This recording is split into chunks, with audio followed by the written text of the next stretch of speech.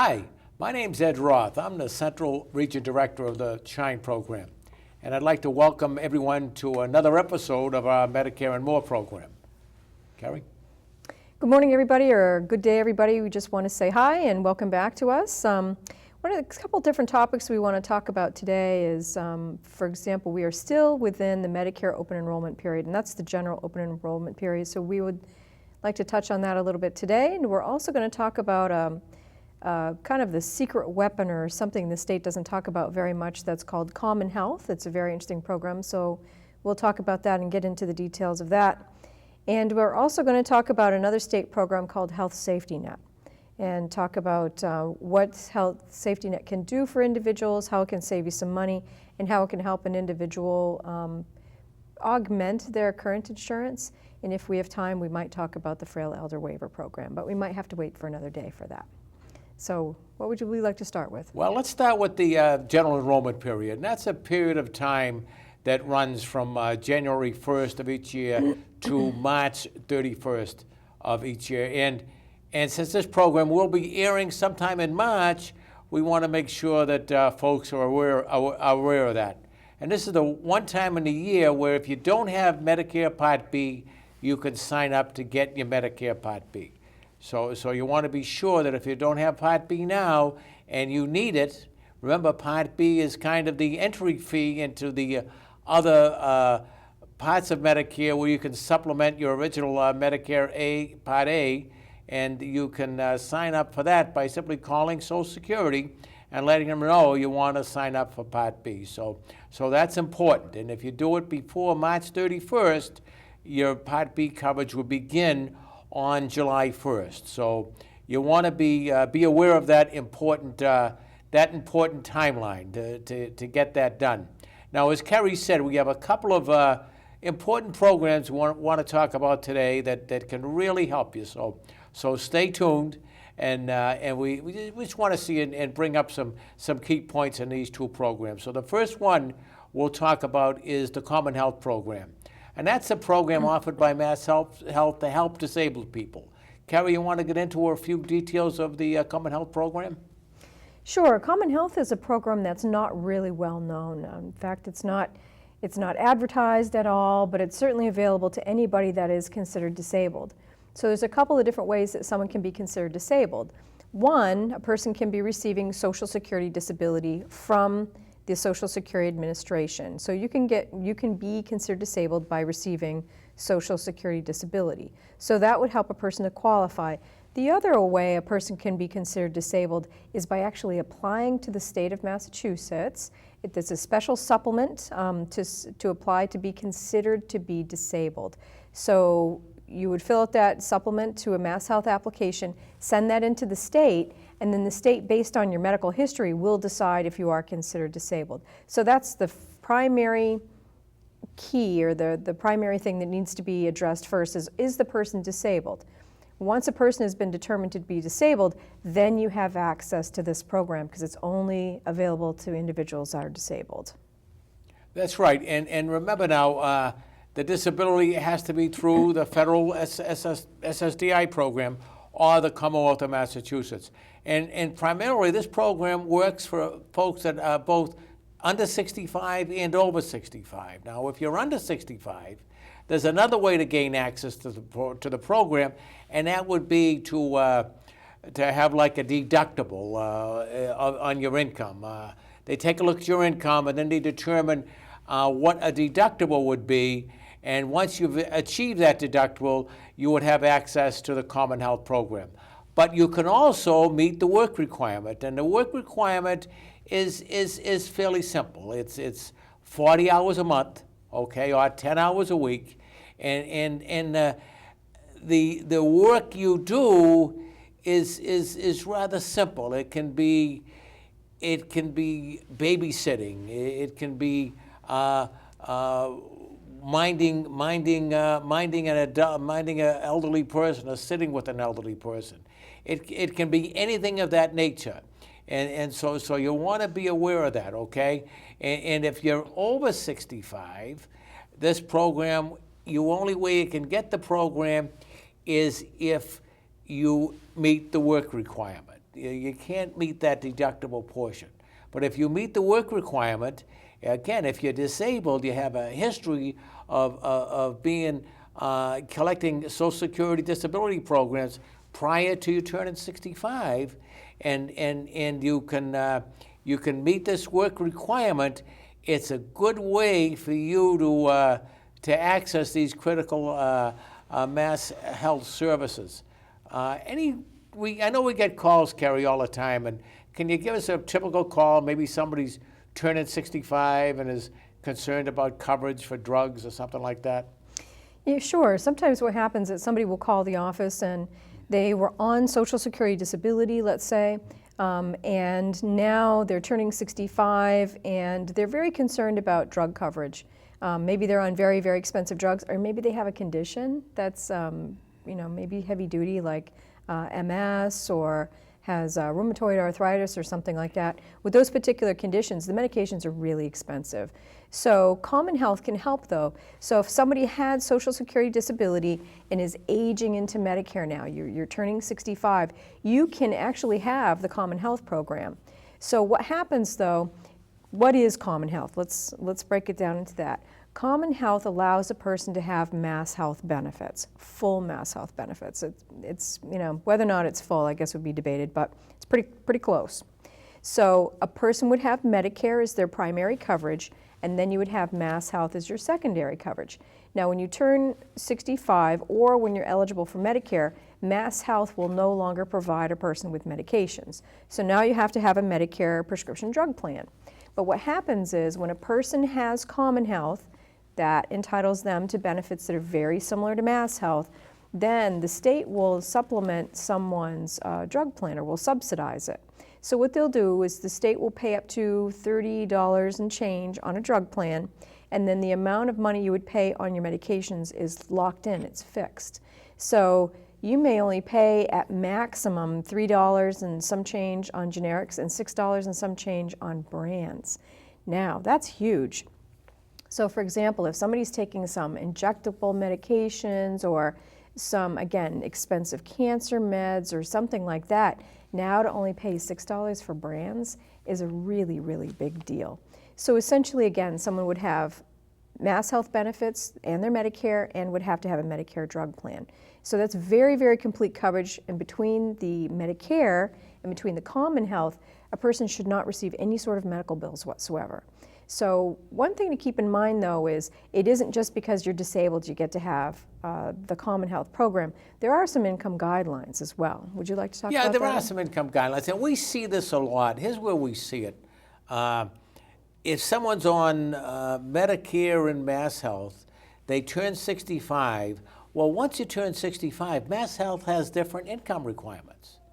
And very simply put, your income may be too high for you to continue to qualify for Mass Health.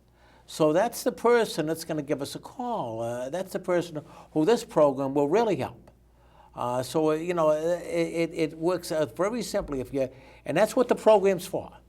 The program is for somebody who is disabled, whose income is too high to qualify for Mass Health standards. So Mass Health developed this program to assist folks in that category. And in essence, okay, there is no income requirement or asset requirement for Common Health, okay? It'll whatever your income is, you certainly can apply. And I think it might be up to 600% of the federal poverty level, which is a pretty huge number. And you may have to pay, what would happen is this: if your income is above 150% of the federal poverty level, which is probably around $1,300 a month or something like that, you may have to pay a small premium to Mass Health to get the Common Health program. But it's nothing like a premium you'd have to pay to get a Medicare supplement plan. So again, the financial requirements are very, very liberal. I mean, you can make what you make, but you can apply for the program. The only thing, as I said, is you'll have to pay a premium if your income is above 150% of the federal poverty level. And that's where we see this a lot. We have someone calls and their income might be as high as $2,000 a month. And we can, talk to them about the Common Health Program. We can go over it with them. And normally what will happen is they will have received a letter from Mass Health indicating that they're going to lose your coverage. You're going to lose your Mass Health coverage. And that letter says simply also that if you work, okay, give us a call because you might qualify for the Common Health Program. So they call us to get some information, and what we'll do, we'll send them talk to them about the types of employment they're looking for, and we may even send them a form that they can in turn have the person they're going to be working for make out and send to Mass Health. So again, it's clearly a program to assist people with disabilities, and again, the financial piece of it is quite liberal. I mean, you want to take advantage of it if you can, okay? Especially if you're currently using the Mass Health Program. So that's great. And what it will cover, continue to cover the same Mass Health benefits you had. So that will be doctors, outpatient, drugs, and all kinds of other areas where Medicare will be your primary, and the Common Health Program will supplement what Medicare doesn't pay. Again, a great program for friends for our friends that can use it. And it's something we like to talk about, and we want to see as many people get involved with it as we can. Any other highlights, Kerry, you want to mention? Yeah, just a couple of little things. If a person is under 65, keep in mind, like Ed had said, you have two options of how you can get into the Common Health Program. I do want to mention that deductible is considered a one-time, lifetime deductible. So if someone meets that, then you will have the Common Health Program right up until you're 65 without having to do the work requirement. But the caution is that deductible is really, really high. It's based on a person's income, and I've only seen a couple of different people meet that deductible. It's really high, to the point where it's almost, it's very difficult for people to reach that. So instead, most people just do the work requirement. So as Ed was also mentioning before, the work requirement is something that you can do within your disability. The state knows a person is disabled. If you've got Social Security disability, they know you're disabled. So they try to tailor the program around what you can do. So for example, we might give some examples to somebody that you can be a companion for an older person. If you're taking care of an older person, let's say maybe helping them run errands, or if you're already taking care of elderly parents, that qualifies as a job. If you work for a brother or sister, a sibling, and you're doing something for them at their home, maybe a place of business, or you're babysitting, or you can even be taking care of a neighbor's dog while they're working. Maybe they don't want their dog to be left alone during the day. Believe it or not, that's considered working. So, and the state also puts kind of a minimum limit you can be paid, because you do have to be paid and you have to demonstrate that you're being paid. So the minimum is $1 an hour, so that does not interfere with a person's Social Security benefits, because it's $1 an hour for 40 hours a month, so that you're talking $40 a month. Not going to disturb your Social Security benefits. And we do get a lot of questions about, well, now an employee, what do I do to prove that I'm working? Believe it or not, just a handwritten note is sufficient to be able to say, yes, I've hired John Doe. He works for me. He stays with my father in the afternoons and is kind of a companion. That is sufficient, believe it or not. Every year the state will then send a review form. And when you receive your review form, the state's going to want to know if you're continuing to work. So you can, again, just get another handwritten note or get some sort of acknowledgement that says you're working. Now, if you're actually working at a place of business and you are receiving a paycheck, great, that works too. You might have to submit like a month's worth of pay stubs, however that form that comes in. So again, you are working, so that meets that requirements for the program as well. So, and as Ed had said, when you hit 65, the only way you can continue to have the Common Health Program is to work. You don't have the option of having the deductible anymore. So again, as long as a person can meet that work requirement, you can have the Common Health program, and it's a fantastic benefit. The only other couple things I want to mention too is based on a person's income, they have different income levels. Okay, so if your income is within a certain bracket, you'll pay this amount for the Mass Health. If it's within this bracket, you'll pay this amount for the Mass Health. So sometimes if a person is higher income, you might actually have to pay quite a bit for the Common Health program. You can have to pay maybe up to, say, $270 some a month for Common Health. So a person can think, why would I want to do that? That seems like an awful lot to pay for insurance. Well, again, if you've got some extremely expensive medications, maybe to the tune of $2,000, $3,000, $4,000 a month in medications, now you're going to see those medications maybe paying $6 a piece. So that's huge. So it might be worth paying the $270 a month to Mass Health to get the benefit of not having to pay $3,000 a month in medications. So I just want to clarify a few of those points. But it's an excellent program. Please give us a call and we'll give you all the information about it. We can send you a little packet of information too, so you can read it for yourself. And any sort of working that you do is not reported. That comes up as a big question many, many times too. I'm working for my brother, but he's worried about the IRS kind of thing. This is an arrangement that the state has made up just for disabled people, and none of that information is shared with anybody else. So you send that information to the state, it's HIPAA protected, it goes nowhere. So nobody else needs to know about it. So just to clarify that, you're not considered an employee, you don't need a 1099, none of that sort of thing. It's just an arrangement between you, whoever's hiring you, and the state, and that's done. Again, a great program, and Very much. you'll be seeing a little slide up on the screen that shows you the benefits that it has. So again, it's a great program, and we'll help people We'll explain it to folks, and there's some information about the Common Health program on our website, and you can take a look at that website anytime. It's www.shinema.org, and again, all of the programs that we talk about, it does have information on our website about these programs. Now I want to talk a little bit about the Health Safety Net.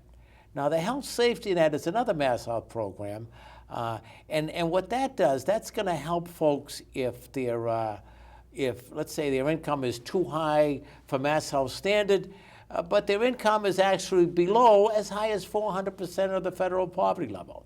It's got some great benefits, again, that can really help folks get through and get by with a lot of their medical expenses. Kerry, what about Health Safety Net? What can we tell folks? Well, again, it kind of depends on what somebody wants for coverage. And it depends where a person wants to use the Health Safety Net. So there's a couple of different ways a person can use Health Safety Net. If a person has Medicare, the most common way a person uses Health Safety Net is that Health Safety Net offers a benefit of which it will pay for the Medicare Part A deductible. So again, Medicare Part A is when you go to the hospital. So when you go to the hospital, there's usually a $1,200 deductible if you just have Medicare A and B, or even if you have a Medicare Advantage plan, there's also a hospital deductible. Or if a person has a supplement plan that's called a core plan, there's also a hospital deductible with that. Well, if you qualify for Health Safety Net, now when you enter into the hospital and you are admitted, the Health Safety Net pays for that hospital deductible and you don't have to. So that saves a person, could be anywhere between $1,200 to $1,500 for their hospital stay because now the state pays that on your behalf. So for Medicare beneficiaries, that's one way that they can really see some benefit from the Health Safety Net. Now, if someone though was interested in having some coverage in a way that they have to pay very, very little for their care, Health Safety Net has a way that a person can use the community health clinic system.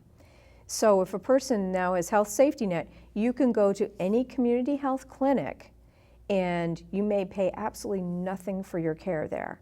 And you may again pay really reduced rates on your drugs. Again, maximum, it would be $3 for brands, $3 for generics, $6 for brands. It's usually $1 and $3. But what you would have to do is a person would have to get set up at the community health clinic for coverage. You'd have to have a doctor at the health clinic right there that can do prescriptions for you, and that's where you would get all your care. The health safety net does not function with private doctors, unfortunately. So it's not like you can get private care in a private practice somewhere. It just won't work because the health safety net is not considered insurance. So you can go to a health clinic, community health clinic, and get your care there. But again, you have to have your doctor to provide care for you there. And that's essentially how it works, very basic. That's how it works. But again, if you get all your care at an acute care hospital, your doctor's office is there, you see your doctor there, it can work there. It can work there as well. Okay, it can work there as well. And as Kerry mentioned, but a lot of hospitals, they don't have pharmacies. So what you have to do if you want to use the drug portion of the health safety net, you need to go to a health center that has a pharmacy associated with it. And a lot of them are starting to do that. A lot of them are starting to have a pharmacy associated with their community health center. And by a community health center, I mean like the Edward M. Kennedy Health Centers located throughout Worcester County, and some of the other health centers located in some of the larger cities like Gardner and Leominster and places like that. Down in Upton, they have a Tri-River community health center that folks can avail themselves of and get these services. And again, they're important. They'll help you again if your income is at 400% of the federal poverty level, and that can be significant. That could be like $3,900 a month, okay? And you can avail yourself of these services. Now, in order to gain the services, a little work involved. You're going to have to fill out a what we call a SACA2 or a Mass Health application, and you need it's a little onerous, the application, like anything else. But again, the benefits can greatly help you when you do fill that out. Anything else about health safety net, Kerry, we can mention? There's two parts to health safety net. There's what's called full health safety net, and there's what's called partial health safety net. When a person qualifies for full health safety net and you go to a community health clinic, you pay nothing. There's no copays whatsoever. And again, there's the very small copays on the drugs, but you'd have to have your drugs filled at a pharmacy that participates in the health safety net. So that's one thing to be aware of. Also, if a person has full health safety net, and again, you go into the hospital, your hospital deductible is paid for. The benefits are a little different if you have partial health safety net. If you have partial health safety net, it means your income's a little higher, and you don't pay anything for the program, but when you go to a community health clinic, you might have to pay a small copay. So for example, to go to the doctor, you might have to pay $15, you might have to pay $25. But again, you can get all your care there for very inexpensive. I'm not sure, I don't recall if Health Safety Net partial pays for the hospital Part A deductible. Do you recall, Ed? Yes, it does. It does, okay.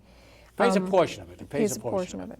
And another thing to keep in mind, what's nice about this program is not only does it allow a person to have a little more income, you can qualify for it with a little more income, but it doesn't consider assets whatsoever.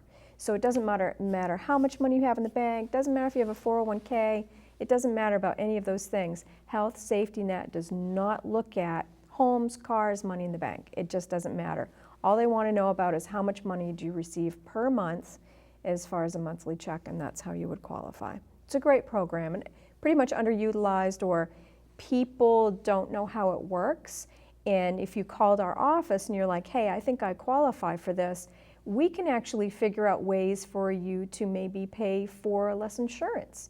Because if the health safety net's going to pick up some parts of insurance, pieces of insurance for you, then maybe you don't need to buy an expensive policy. You can buy a less expensive policy, but still have full coverage because the state's going to pick up those pieces. So that can also help somebody with tremendous savings as well. Yeah, let me talk about that a little bit, because that's interesting. We haven't really talked about it. Is that the health safety net is going to work with your Medicare health plans. It's going to work with your Fallon. It's going to work with your Tufts Medicare Preferred, your Blue Cross PPO or HMO, and your AARP product. So it's going to work with that product as well. So And what I mean by that is very simply that the health safety net, when you look at your co-pays, you have a copay if you're in the hospital. You spend any time in the hospital, you can have a copay. And that copay can be expensive. It can be as high as $300 a day for the first 5 days. And again, that's what one of the zero plans. Let's say one of the Fallon or one of the Medicare Preferred or Blue Cross Zero plans. That copay can be very high. Well, the health safety net will pick up that copay. Okay, so you won't have to pay that hospital copay. So that's a wonderful benefit. And as Kerry said, that can allow you to maybe play with a less expensive plan that doesn't cost you as much on a monthly basis, instead of being worried about it and concerned about that hospital copay and paying, you could pay $220 a month for one of these plans, one of these HMOs. So it's something you can look at. It's something we can help you with at the Shine office to make a decision. So again, it's a great program. It's like anything else. It's out there, but you got to learn how to use it. And it's a bit complicated. But when you talk to your Shine counselor, they can take you through it and explain the best way for you to utilize the program yourself. And that's all of this stuff gets to be very individual. It's not your wife's program, your daughter. It's your program, and we want folks to maximize their benefits, and that's why we're kind of doing these programs to get the information out there so people can maximize their benefits. Anything else, Kerry, you want to say? No, I think we covered that pretty complete, but it looks like we're not going to have time to talk about frail elder waiver, so we might have to stay tuned for a future episode to cover that particular subject. Absolutely, and we're going to do that. We'll do a frail elder program coming up as soon as possible, and hopefully it won't be too far down the road. But watch for our program next month, and again, as always, okay, we want you to be sure to remember that, remember our website, shinema.org, and remember that if you have any questions about a program that you've seen on television, and I know our cable friends are airing them a couple of times a month, but if you miss something, you want a family member who may not live in Worcester County to look at something, have them go to our website, shinema.org, and click on the program. The program is right there for them to look at and get the same information you just saw on your local cable channel. And again, ultimately, give us a call. We're happy to talk to you. And again, thank you as always for welcoming us into your home. Bye-bye now.